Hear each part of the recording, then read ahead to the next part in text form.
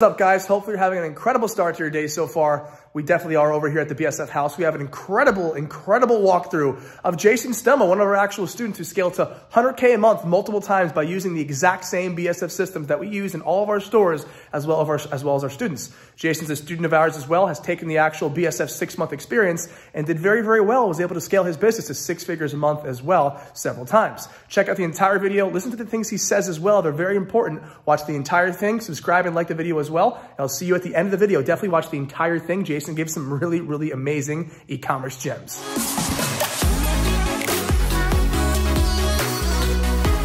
We have my good friend, Jason Stemma here today, who is an incredible BSF student who's been able to really get himself and his business to multi-6 figures, which is really cool. And he's actually been able to do 6 figures a month right here at BSF, which is super, super cool. First and foremost, let me go ahead and introduce my man, Jason, right here. Jason is an incredible e-commerce entrepreneur who's been building e-commerce businesses for the last several years at this point and has found some of his biggest breakthroughs over the last several months, which is really cool. So first and foremost, Jason, thank you for actually making the time today to talk to the people. I'm really excited to go ahead and walk through exactly how you've been able to make this happen for yourself and how you've been able to make it happen over and over and over again. So Jason, thank you so much for actually making the time today. So Jason, walk us through where you're from, how this started, and ultimately what piqued your interest in e-commerce. And at first, what were your main hurdles and problems with e-commerce before you actually hit that big kind of window of success? Okay, I'm from New York, and a few guys that I grew up with, we kind of just came in together. We were doing real estate together and just hustling together and just finding different,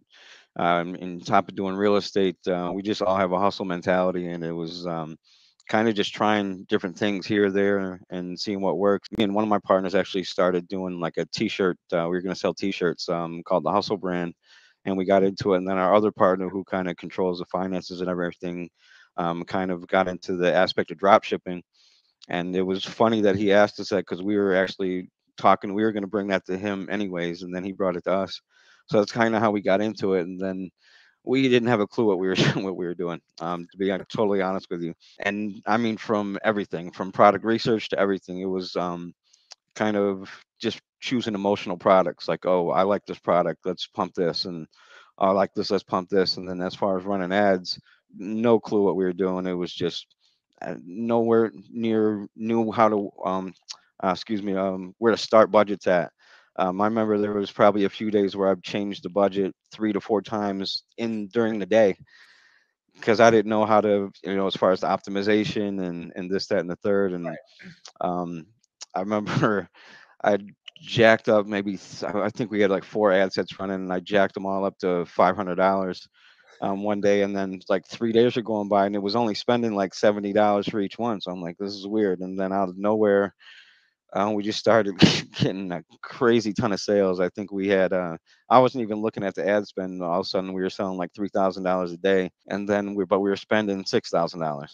So I was like, oh shit. So we didn't really know what was going on. So I'm scaling back. I'm still messing with the budgets. Didn't know about changing stuff at midnight. Fast forward a little bit. It was real up and down, just not knowing what we were doing, trying to figure it out, trying different things, and not even just on our own, just watching different YouTube, I guess, pioneers, or I think they're pioneers, as far as like teaching eCom and this and that, and just trying what they were talking about. Didn't work, nothing worked. And then we got a hold of, we got referred to Justin and his crew, and we shut everything down and just completely revamped everything from the ground up. Just got rid of the website, got rid of everything. This is at the time we and my partners were doing literally 20-hour days with everything that we were doing. So literally getting 4 hours of sleep, and I'm not even joking about that. The reason for that is watching these videos. It's not just taking shortcuts. Like, that's one thing. That's what we were doing wrong, is taking shortcuts, trying to find the shortcut route to scale to where we wanted to be. And that's just, it doesn't work like that. We got into Justin's program, BSF, and it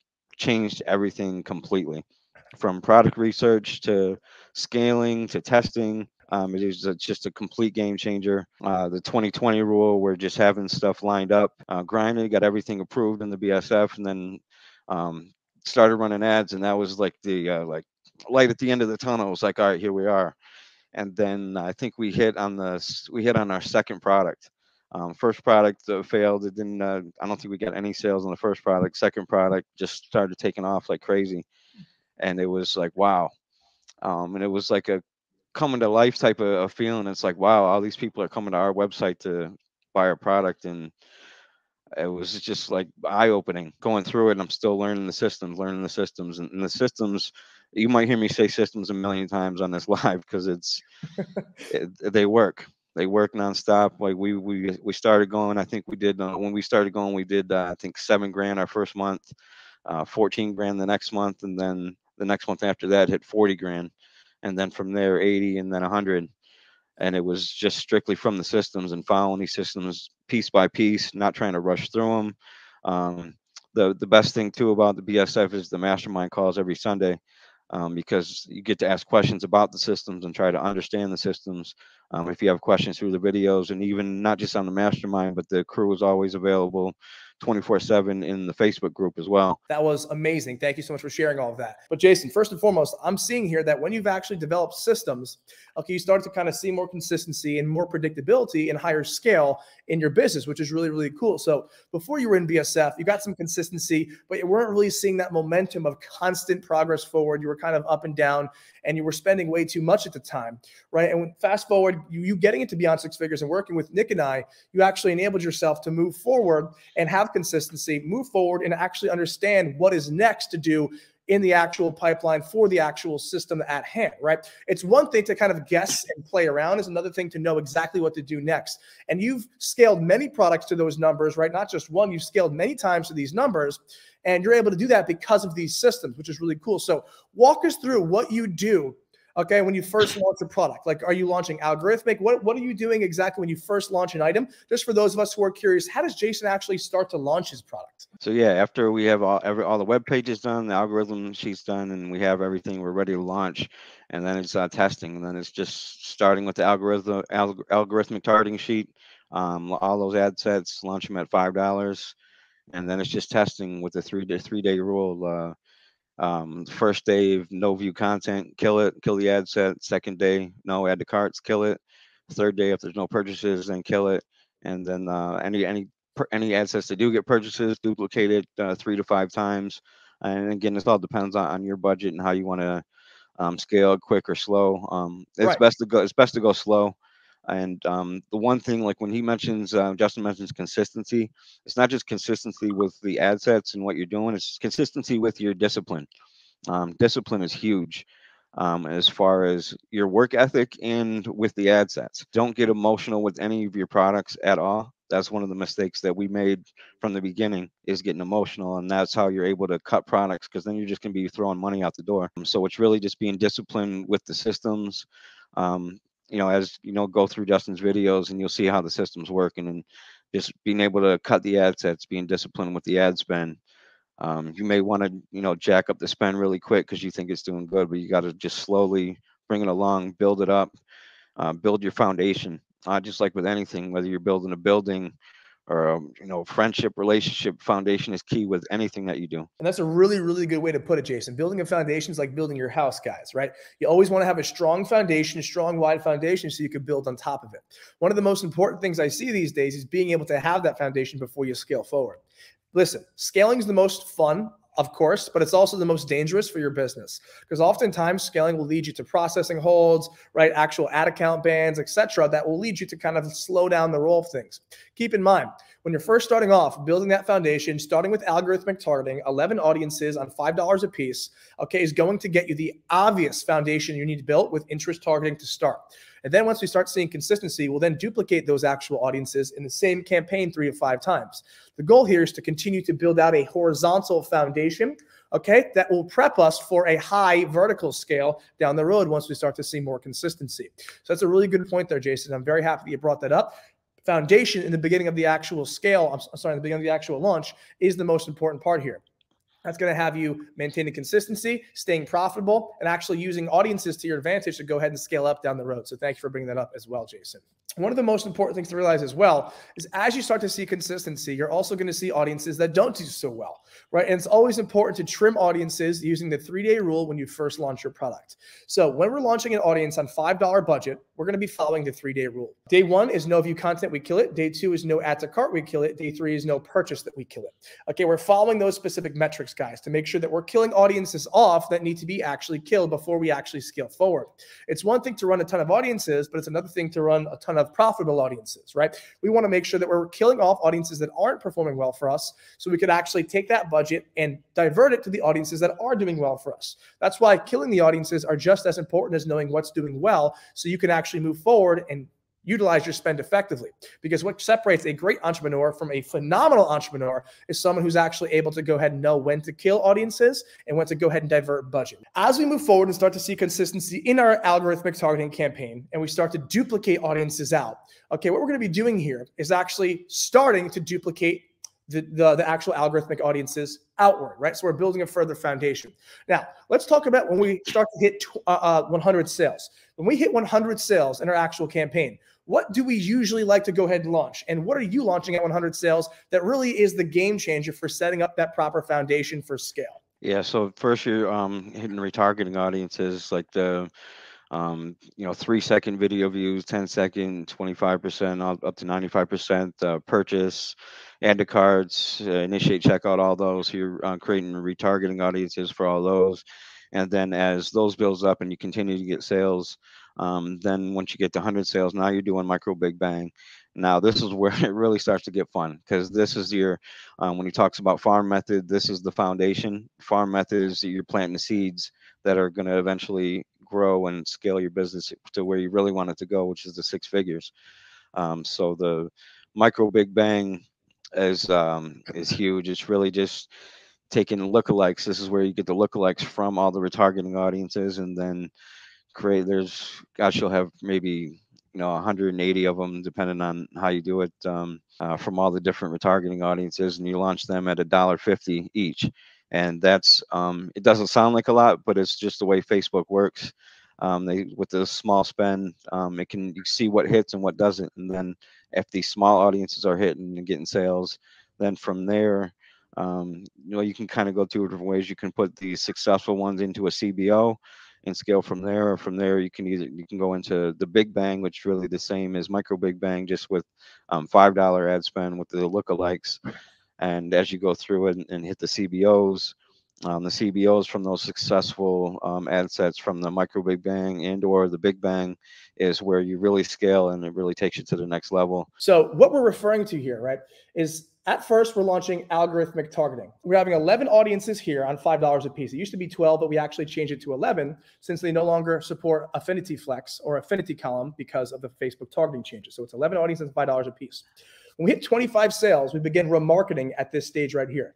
Remarketing at 25 sales is what needs to happen here, because you need to go ahead and re-engage the people who have not bought from you at this point yet. A lot of people are going to be very interested, but life got in the way, they couldn't buy, and they're going to have to go ahead and be reminded. So it's up to you to go ahead and make sure they are reminded by utilizing retargeting at 25 sales, okay, on your specific product.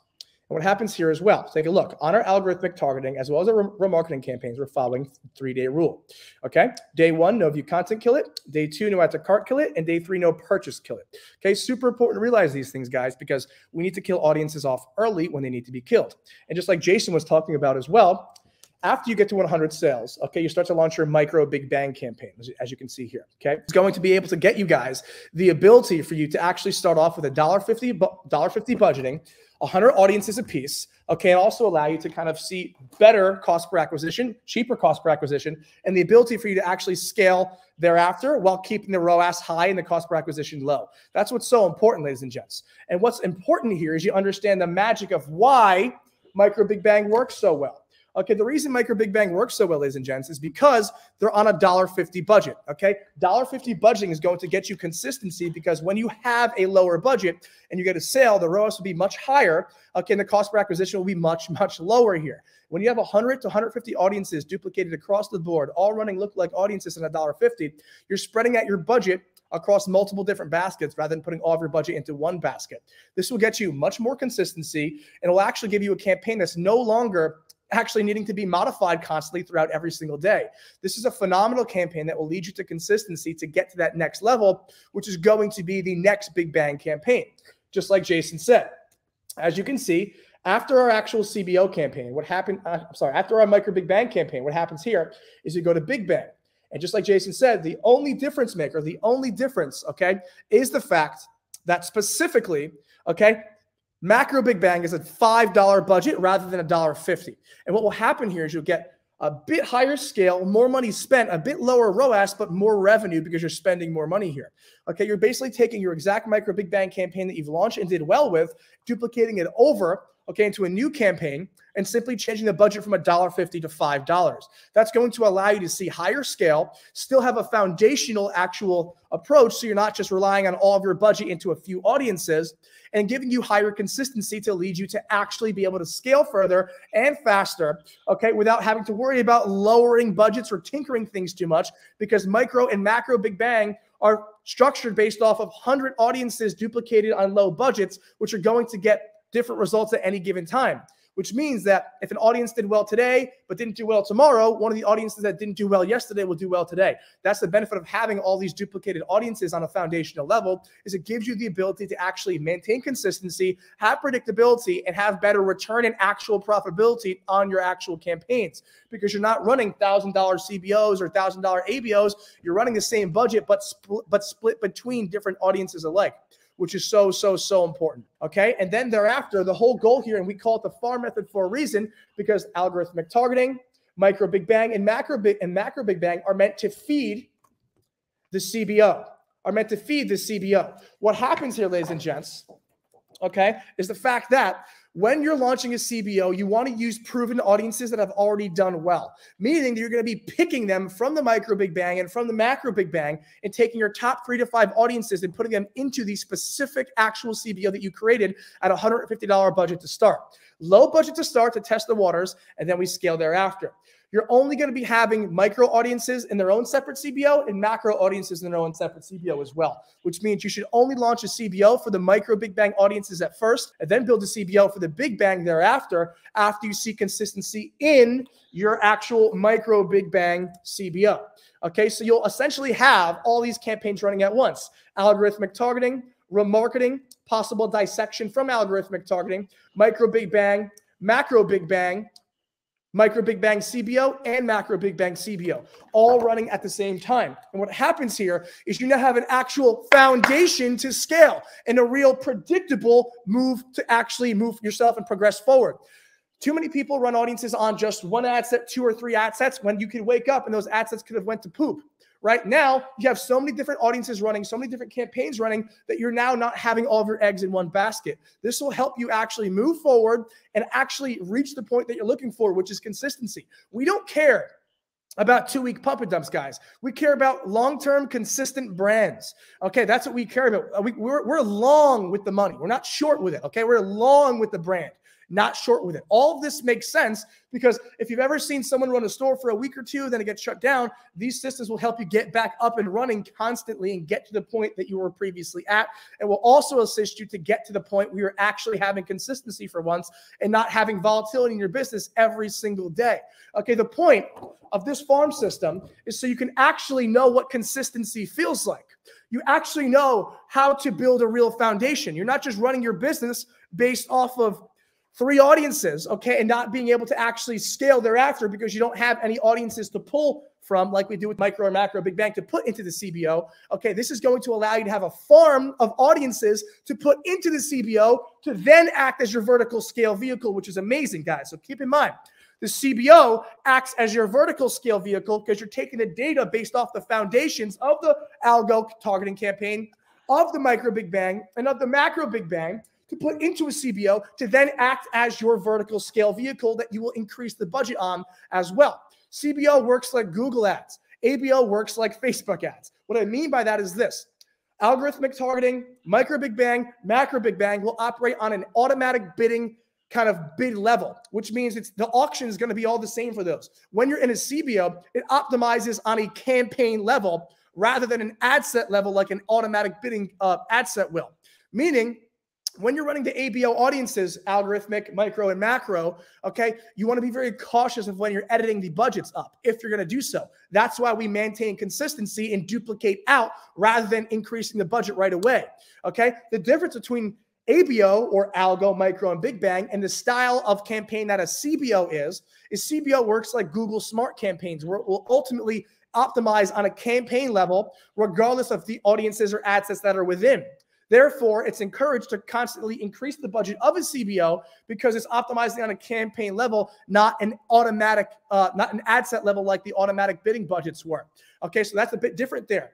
Algo, micro, and macro are a bit more sensitive and optimized based on an ad set level, while CBO, okay, will optimize based on an actual campaign level, okay? And that's the difference there, okay? And why we utilize CBO as a vertical scale vehicle, because you can actually pump more budget into it with seeing an upward trend, okay, differently than you could with automatic bidding, which is great. Ladies and gents, hopefully you enjoyed that incredible walkthrough by myself and Jason on scaling, building a foundation, and getting to those six-figure months, just like Jason was able to do in our Beyond Six Figures 6-month experience. Ladies and gents, definitely hit the like button, okay, definitely subscribe, hit the notification bell also, because you don't want to miss these videos I'm putting out every Monday and Wednesday. Super important that you're here every single time and are ready to go ahead and see these as soon as they come out, because we're only going to be dropping incredible value and content moving forward, like always as well. Have an amazing rest of your day and enjoy.